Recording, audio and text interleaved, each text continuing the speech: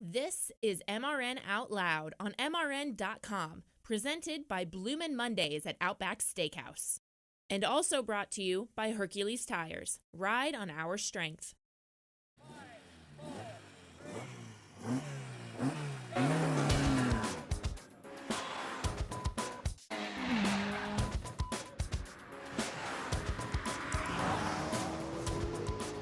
MRN Out Loud, presented by Outback Steakhouse with you here as Joey Meyer and Woody Kane back with you, getting set to look at what happened at Pocono and what's going to happen, we think, at Texas, where the trucks will be, and Michigan coming up later this weekend as well, where the Xfinity Series and the Cup Series will be. Little Joey is back. A little sad. Yeah, it's no top 10. It was not a great day, not the greatest of days for Kevin Harvick, and not the greatest of starts to the season.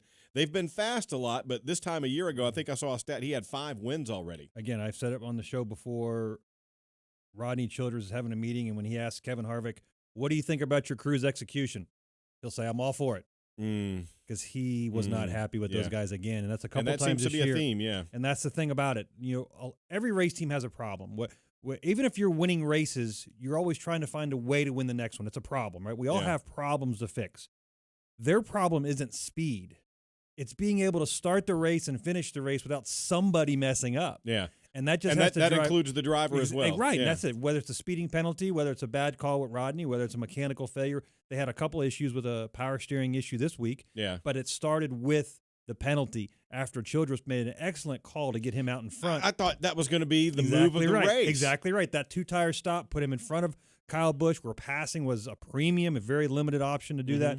And then they snafu'd and made a mistake on pit road and power steering pump. And, so little Joey's sad. You have to go to Outback, get you a bloomin' onion, but you got to just go eat anyway. Exactly. You might not get the free bloomin' onion this week, but go. If Kevin Harvick gets a top 10, you do get a free bloomin' onion. Yeah, there's nothing wrong with that. They got great salads too. But we avoided the weather. Remember, the weather was not going to. It was going to get us. We're going to have some problems, and never even pulled an umbrella out, so that was good for Sunday. Well, let's hope next year at Pocono, when they have a doubleheader weekend along with ARCA, trucks, Xfinity. It's going to be a long weekend. If something gets wacky with weather there, it's going to be like dominoes falling. That's going to be tough, but I'm anxious to see how that comes out. Yeah, but I mean, the Tricky Triangle lived up to its image, and it's a very difficult race, very difficult to pass. Restarts are very difficult.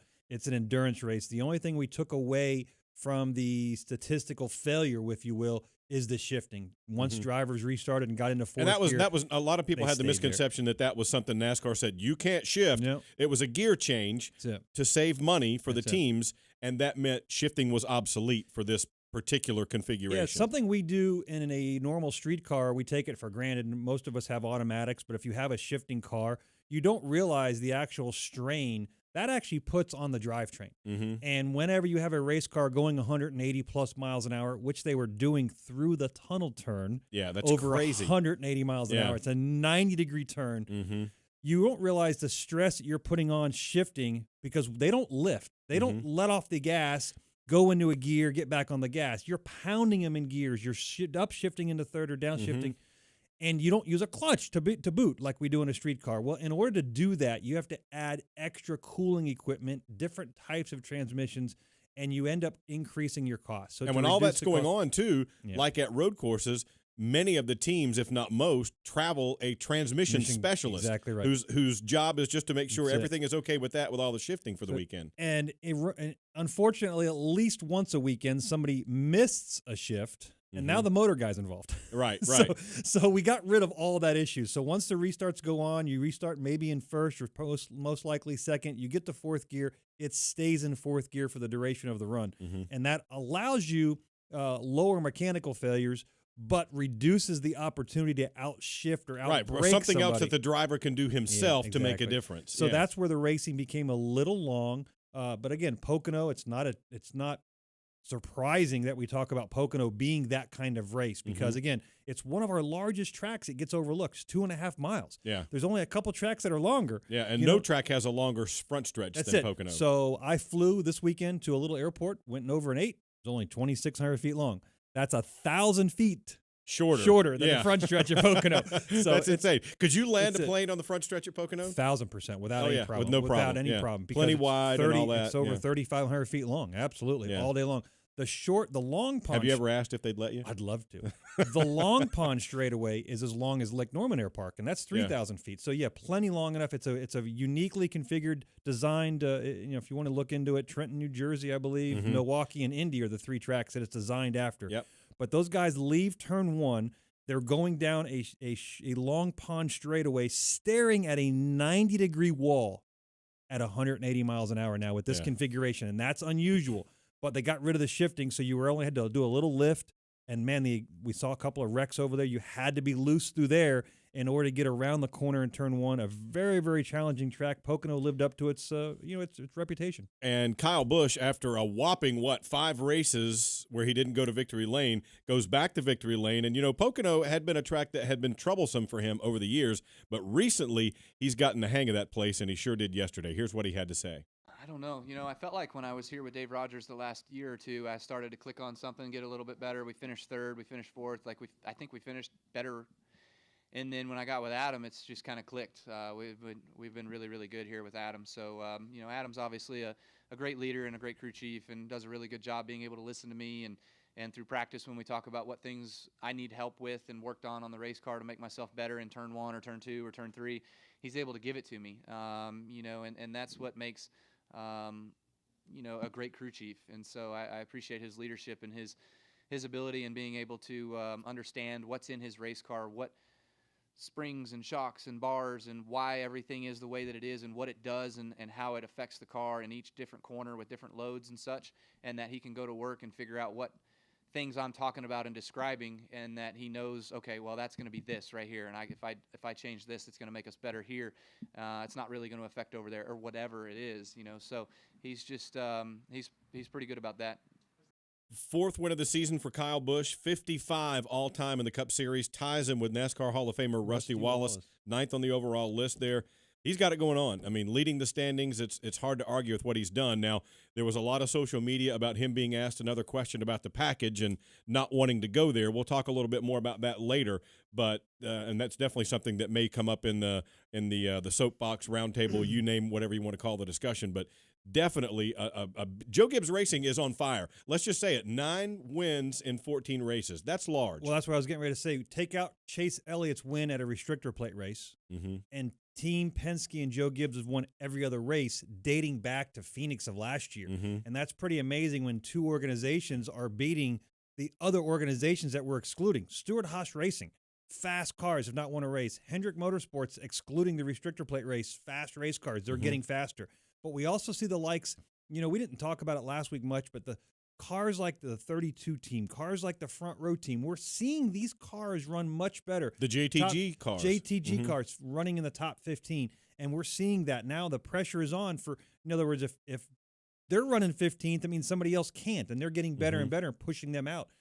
So the competition level amongst the guys at Team Penske and Joe Gibbs Racing are winning is amazing. All right, we got a lot to talk about on this edition of MRN Out Loud. The trucks are back in action. They're headed to Texas Motor Speedway.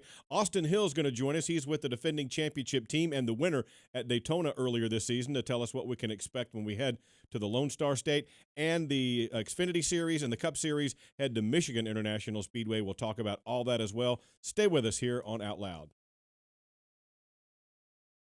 G'day, America. It's the moment you've all been waiting for. That's right, Outback Delivery is here. Now you can enjoy all your Outback favourites anywhere. Our signature centre-cut sirloin at home. It's here. Or game day party platters with Kookaburra wings that'll have both teams cheering. It's here. Or steak and lobster for a date night at home. It's here. Head over to Outback.com and place your orders because Outback Delivery is here. Outback Steakhouse. Aussie rules. Delivery availability varies. Delivery charge may apply. Here's your chance to win a set of your very own Hercules tires. Go to HerculesTires.com/MRN. Simply register, and each month we'll give away 1 set of tires. Hercules Tires has the value, selection, and industry-leading mileage coverage to get you wherever you need to go, no matter where the road takes you. Register now for your chance to win a set of Hercules tires at HerculesTires.com/MRN. Hercules Tires. Ride on our street. Smell that tire smoke and race fuel? For some, it's a toxic smell. For us, it's intoxicating. It's the smell of Kyle Busch's 8th season win and Truex's comeback at Pocono. The sweet smell of Eric Jones's first Cup Series win. Take a deep breath, and if you smell it too, you're family now. 2018 was a great season for the Toyota Racing family. Buckle up for 2019. Follow us at toyotaracing.com. Toyota, let's go places. NASCAR is a registered trademark of the National Association for Stock Car Auto Racing, Inc.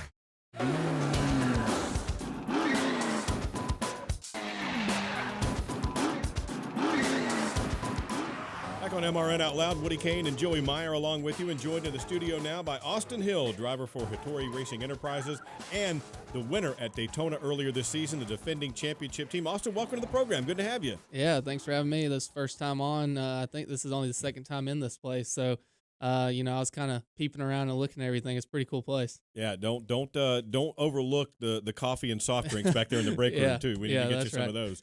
Good start to the season. You guys had a little rough spell in the middle, but since then you've reeled off 3 straight top 10s, and you're doing pretty well. How do you feel about where you guys stand right now? Yeah, I think we're doing okay. I feel like we need to be a little bit better just as a whole to win races.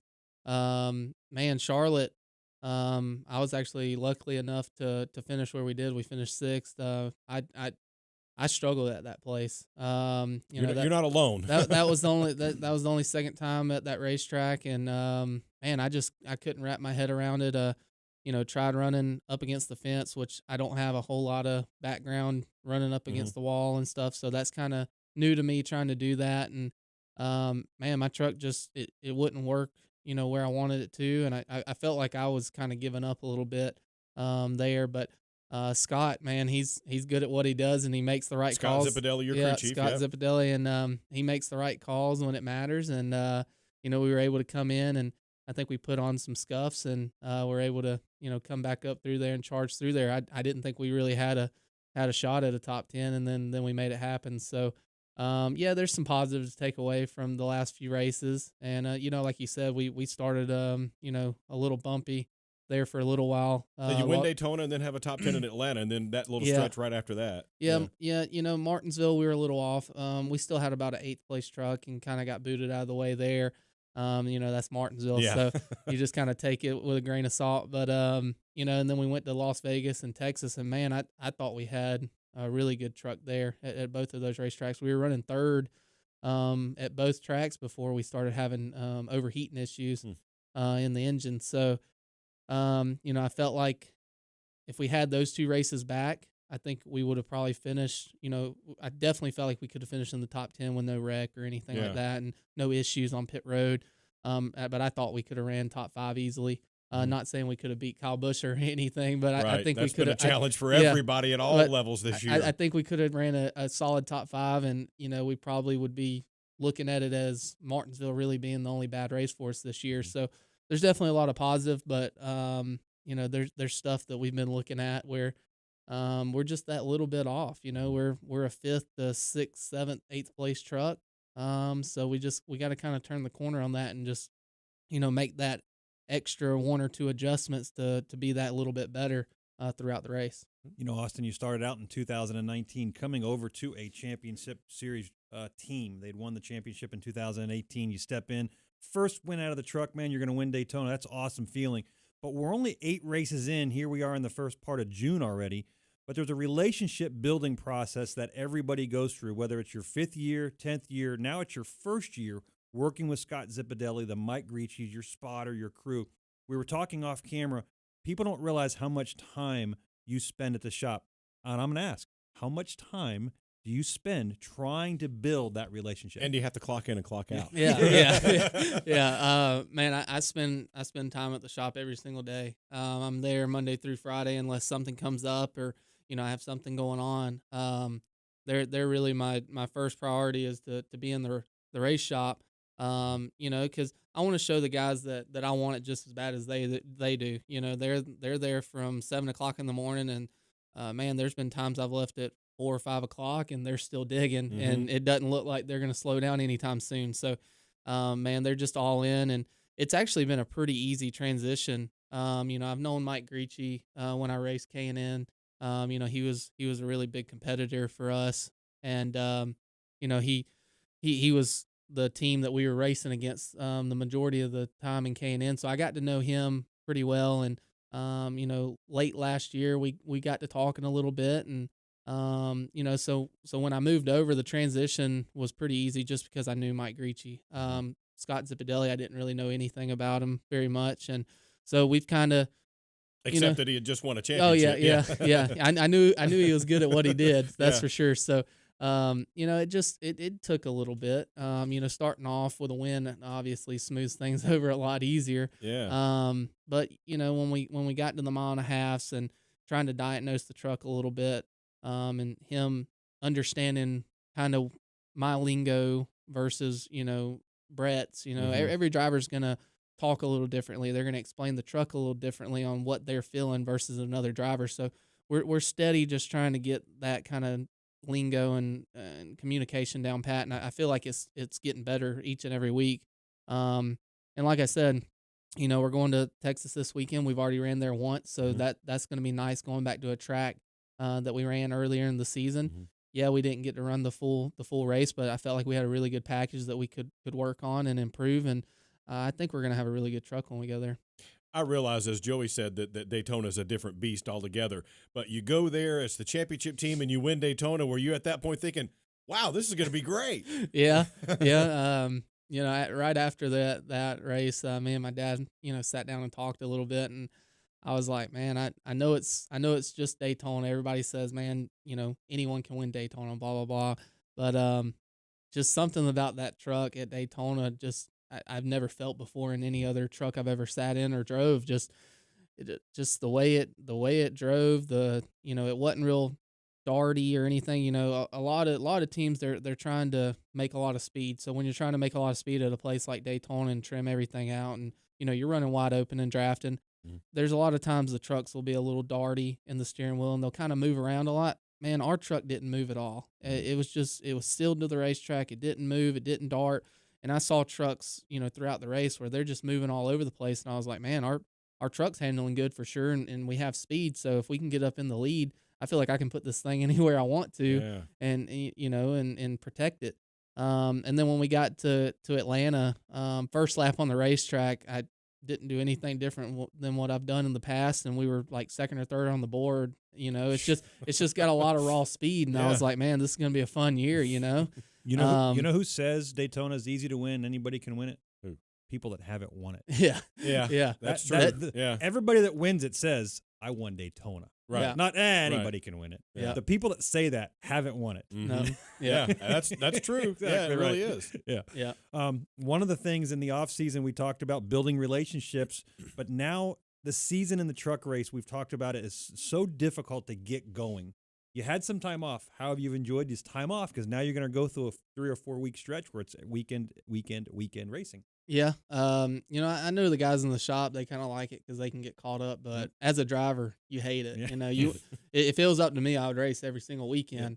Yeah. I try to stay busy. I'm not the best at golf or anything, but I try to play some golf. So, and play with some buddies. But, me and I have a wife and 2 kids, so we actually went on a cruise 2 weeks ago. So that was really nice, having 6 days of just relaxing, on a big cruise ship in the middle of the water, nothing to do. So turn your cell phone off. Yeah, turn the cell phone off. That's how you do it. When I got back, I had 200 or 300 text messages. So it was really nice doing that. So but as soon as I got back, I started getting back in the gym and training. This year has been one of the years that I've really focused a lot on training. In the past, I've tried to, or in the past, I haven't really worked out necessarily as much as I need to. Do you feel a difference? Oh man, it's a total difference. Today we did, this cardio kind of heart rate monitor deal.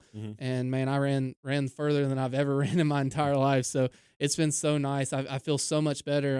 I'm trying to watch what I eat and trying to cut some weight. And, it's been going good this year. This year's just been a blast. Do you notice in the seat a difference? Yeah. Because, you see all the time these pictures of 130, 140 degree temperatures inside the vehicle where you guys are racing. Do you notice that helping you there? Yeah. even last year and the year before, there would be races I'd get out of the truck and have a little bit of a headache, and just kind of feel a little dehydrated. And this year, man, I get out of the truck and I feel like I can go run a marathon. I just I really do.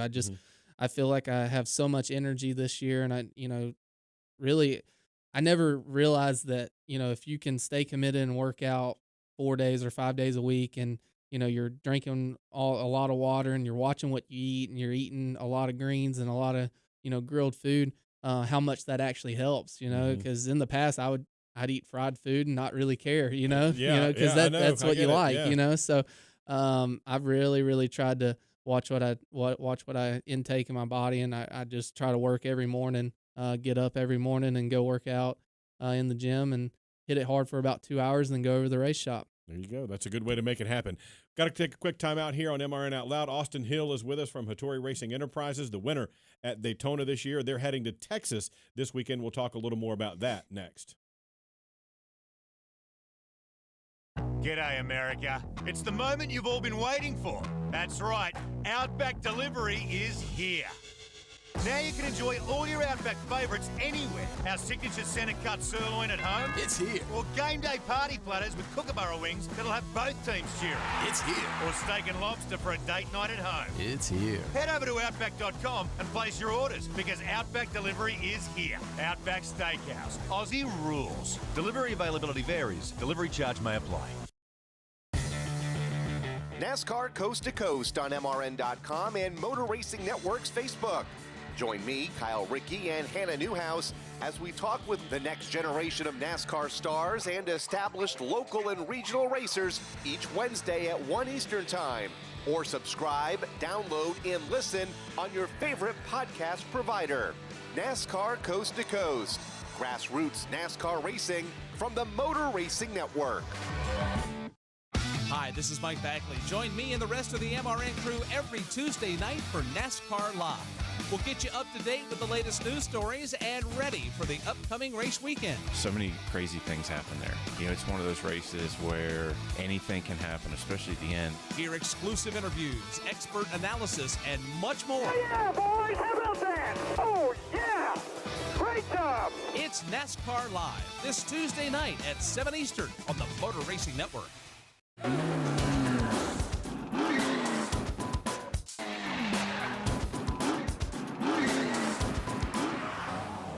Back on MRN Out Loud, Woody Kane and Joey Meyer with you as we review what happened at Pocono, what's going to happen at Texas for the trucks, and Michigan for the Cup and Xfinity Series. Austin Hill is our guest here in the studio. And talking during the break there, you mentioned that you never got the race on Texas under the old configuration, so this new one is the only one you've experienced. And everybody says, oh, well, all the mile and a halves are cookie cutters, but that's not really the case, is it? They're all look the same and all that. Yeah, no, they're definitely different. And a place like Texas is a lot different than most that we go to.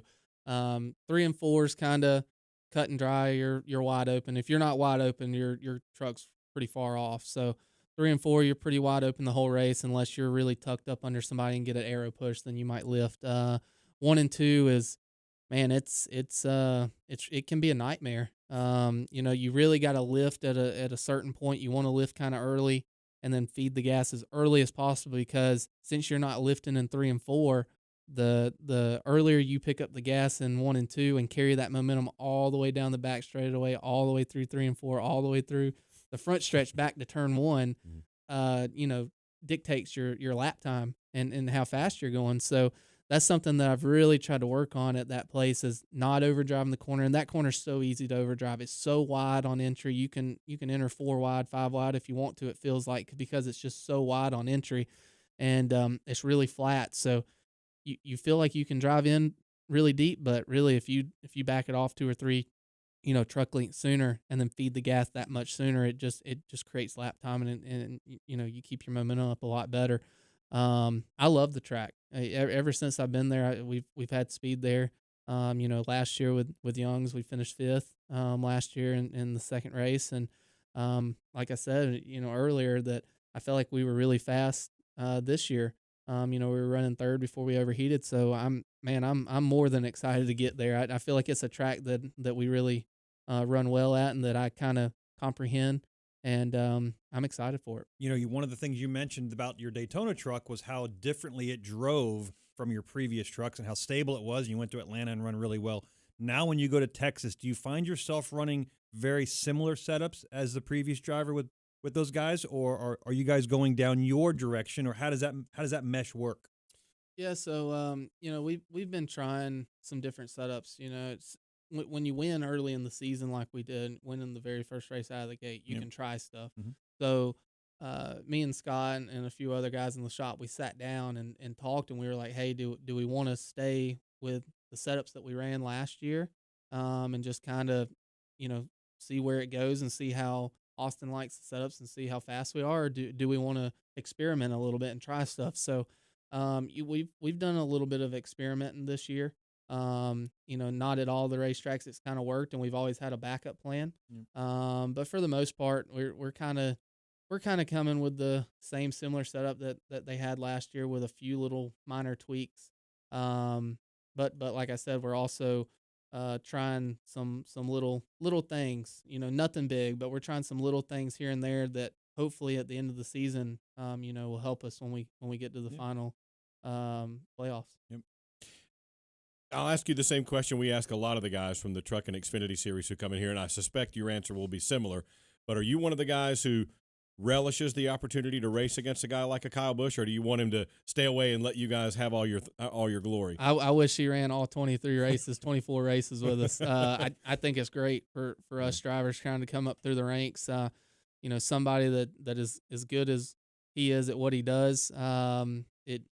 Man, I wanted to beat him so bad, knowing that he only was running 5 races or however many it was this year. I wanted to beat him so bad, and I felt like Las Vegas and Texas were the 2 tracks that, if it was going to happen, was probably going to happen at those 2 tracks. And unfortunately, it didn't. Having the issues, and who knows if we could outrun him anyways. But I felt like we were really good. And I hate that he's not going to be running anymore this year. Honestly. He does too. I really do. I see it on social media all the time that no Cup driver should come down the ranks and race in Xfinity and race in trucks and all that. But I think you ask any driver in the Truck Series or Xfinity, they like the competition. They like racing somebody that hopefully one day you're running in Cup. You're going to be racing against them anyway, so why not, kind of go ahead and run against them and see where you stack up and see where you need to do better. Yeah. Every guy we've asked has said the same thing you did. No, bring them on. We want to race them. Oh, man, I wish we could keep racing him. I wanted to beat him so bad, and I know everybody else out on the racetrack did too. But man, when I was told that he was running those 5 races, I was like, all right, we're gonna give it to him. We're gonna do all we can to outrun him, and it just didn't happen. It instantly takes your bar and raises it, right? Oh, because now you feel confident you can beat other drivers or compete. But when he comes in, he just raises the bar. And that's from a racing standpoint. That's all you can ask from every other team. It's frustrating. And we're going to do a little gripe session, if we will, right here. But one of the things we hear about Cup drivers in series is very similar to what my soapbox is this weekend. There it is. And here come the bubbles. And all right. And it's very similar to what we're going to hear after Sunday's race, right?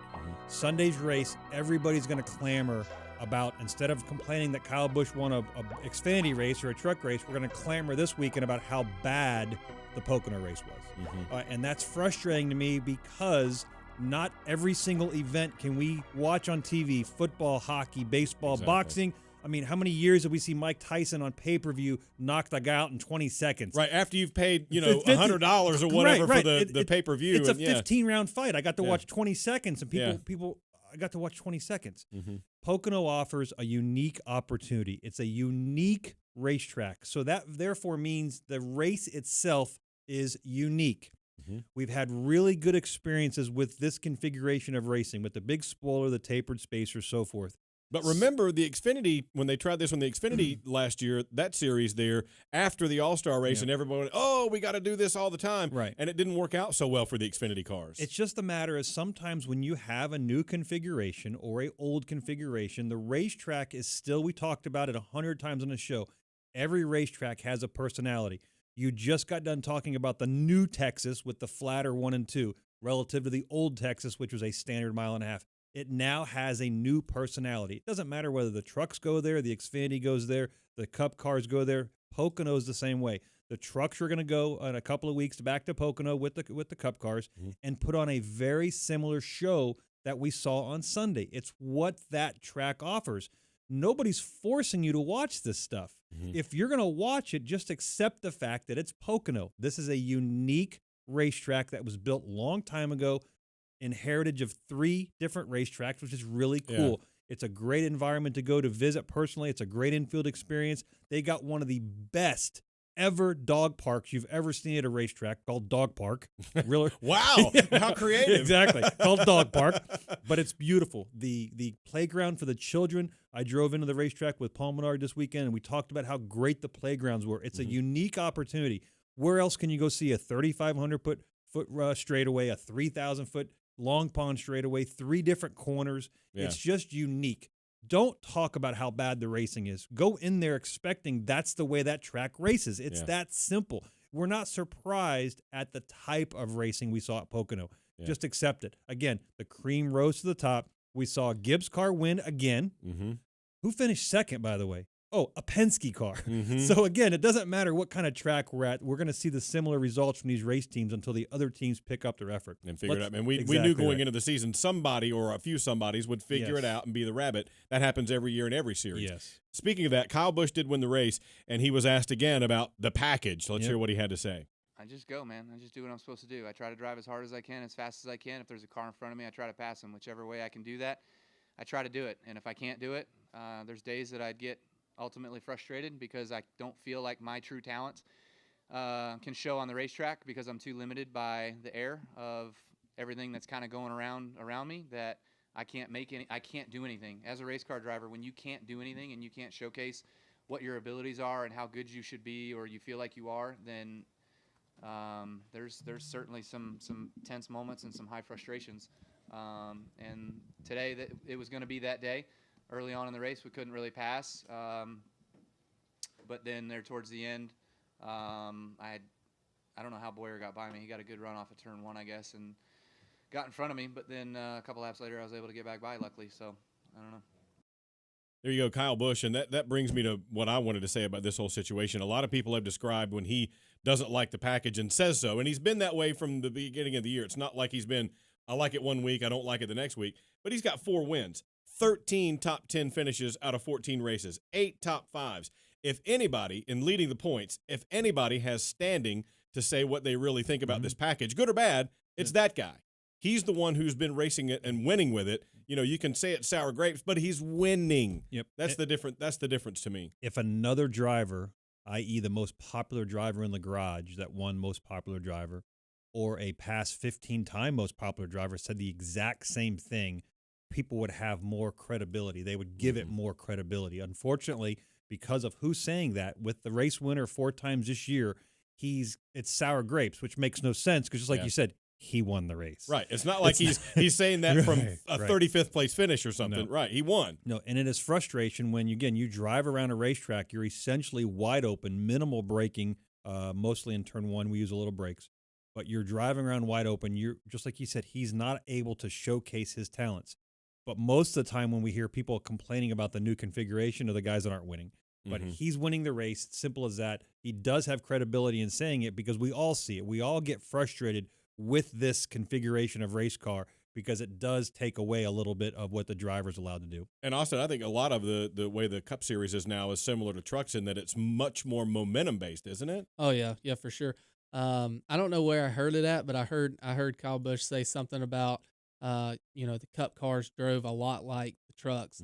And I told my dad when he said that, I said, these boys are in trouble this year if it drives just like the trucks because I know how good he is in the trucks. There's just something about the trucks. He can keep the momentum up. There's just things he does. And I try to watch Dartfish. I try to watch anything I can on that guy to do better. He must be doing something right. Yeah, he's doing something right because he gets around the racetrack. It doesn't matter what track you're at. He gets around the track so good, and in the trucks or Cup or anything, he's just that good. And kind of what I took away from listening to that is he just wants a car that he can pass with.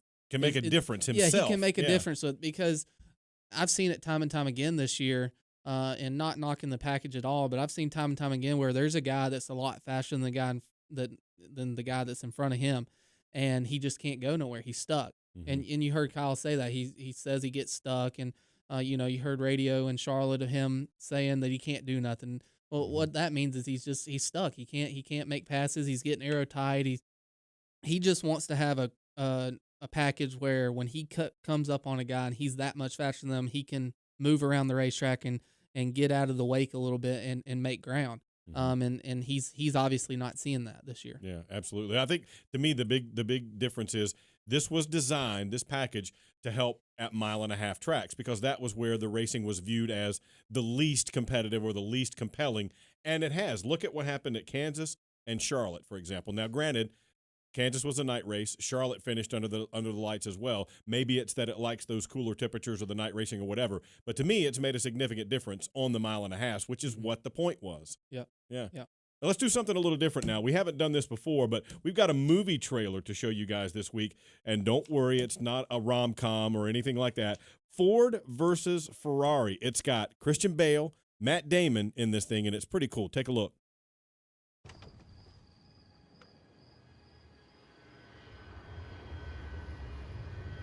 Look out there. Out there is the perfect lap. You see it?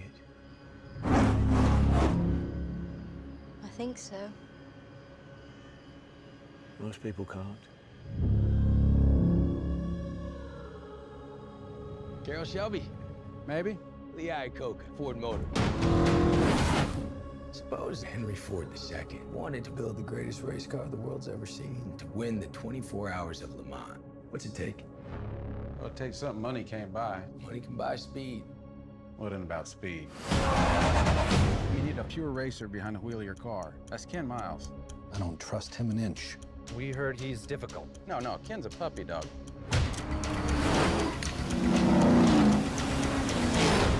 No. Whatever it is, Shell, no. Trust me. You're gonna build a car to beat Ferrari with a Ford. Correct.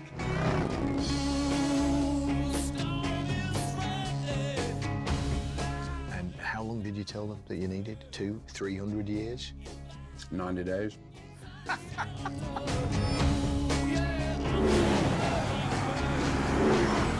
This isn't the first time Ford Motors has gone to war. We know how to do more than push paper. Go ahead, Carroll. Go to war. Thank you, sir.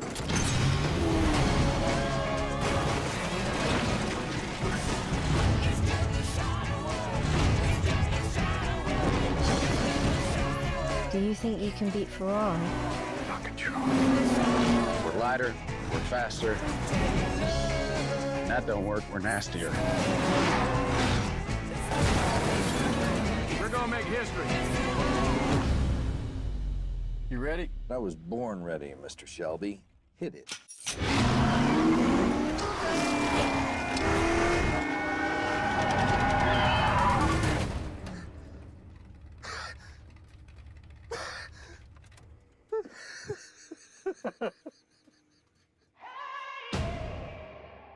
Man, that trailer right there makes me want to go watch it. That's for sure. I got goosebumps. Definitely. Absolutely. It looks like fun. Yeah, I'm definitely gonna watch that as soon as it comes out. That's pretty cool. Yeah, Carroll Shelby, one of the most famous car builders of all time, and then Christian Bale in his real usual, voice. his British accent that he uses an American accent in a lot of the movies we've seen. But that's going to be really cool. I'm Batman. Yeah, no, you're not Batman. You're definitely not Batman. All right, we got to take a quick break. We'll be right back with more here on MRN Out Loud after this. G'day, America. It's the moment you've all been waiting for. That's right, Outback Delivery is here. Now you can enjoy all your Outback favourites anywhere. Our signature centre cut sirloin at home. It's here. Or game day party platters with kookaburra wings that'll have both teams cheering. It's here. Or steak and lobster for a date night at home. It's here. Head over to Outback.com and place your orders because Outback Delivery is here. Outback Steakhouse. Aussie rules. Delivery availability varies. Delivery charge may apply.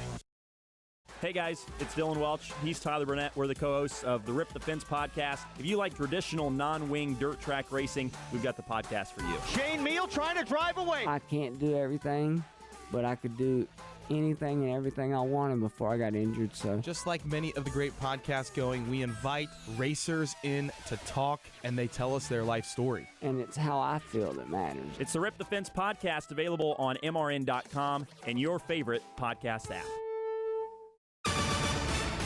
The battle for the 2019 championship will be filled with twists and turns. We got to kind of calm down for these speedway races because you can use the bumper, but you end up taking 10 other people with you. Each weekday, NASCAR Today brings you the top stories in the sport. That's a totally different experience for me and Cup. In the garage, at the track, or behind the scenes, NASCAR Today keeps you up to speed every weekday. Go for it. What do we got to lose? I don't know. I mean, you might as well try it, right?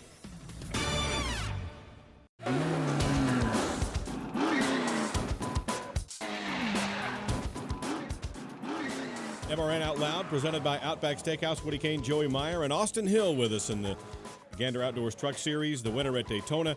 Heading back to Texas for the second time, you told us a little bit about what you expect personally, but what kind of a race do you expect at Texas this time? Do you think with the higher temperatures we're expecting, it'll be much different? I don't think it's going to be a whole lot different. I think it might be a little bit to start off. But I think as it goes into tonight, it's going to be pretty much the same race. You're still going to have, the restarts are going to be crazy. They're going to be 3 wide, maybe even 4 wide. That's something this year that I've been really trying to be a lot better at is my restarts. It's so critical now. Oh man, you restart in 6th place, say, and say you don't get through the gears very good and you don't get through turns 1 and 2 very good, and next thing you know, you're running 12th. And you didn't really do anything any different much. Yeah. And, so you just got to be really aggressive, even on the initial start of the race. I know you have 130 or 40 laps before the end of the race, but even on lap 1, you got to be on kill mode. You got to just go. You get clean air on that nose. It feels good, doesn't it? Clean air is so huge. And anytime I've been inside the top 5 this year, you can tell just such a huge difference in the way the truck handles, rather than being in 7th, 8th, 9th, 10th place. The truck handles totally different once you get back in that dirtier air. And you adjust on that when you're in 8th place, and then you get up into the top 3 or 4 or 5, and next thing you know, it's loose. And it might have been tight then. So it's definitely a huge balance, and so you don't want to lose the clean air. Yeah. One of the things you have to look forward to is we got a plethora of racetracks coming up. You have to be excited, man, and no breaks here. Get after it. Oh yeah, and Triple Truck Challenge coming up. That's right. Man, some big money on the line. Oh man, I'm stoked. Good. I think these races are going to be that much more crazy, these 3 races, and I'd hate for somebody to be in front of me on the last lap and me be running second. That's all I got to say. With that money on the line. That's Austin Hill, guys, who's joined us here. They'll be racing at Texas this coming weekend. Motor Racing Network will be with you for qualifying. That comes your way at 5:30 Eastern Time on Friday. The race itself, 8:30 Eastern Time at Texas Motor Speedway. Also, don't forget, before that, we've got NASCAR Live every Tuesday night at 7 o'clock Eastern Time with your host, Mike Bagley. Meanwhile, the Xfinity Series and the Cup Series will be headed to Michigan International Speedway. They qualify at noon on Saturday this weekend. That's a little bit different. The Xfinity race right after that at 1 o'clock Eastern Time, and the Firekeepers Casino 400, 1 o'clock Eastern Time on Sunday. Kim Kuhn will be back with me on the pre-race show. For Joey Meyer, I'm Woody Kane. That's Austin Hill. Catch him at Texas this weekend. That's where I'll be. Joey will be at Michigan. Thanks for joining us again, everyone. Joey and I will be right back here next Monday for MRN Out Loud on the Motor Racing Network.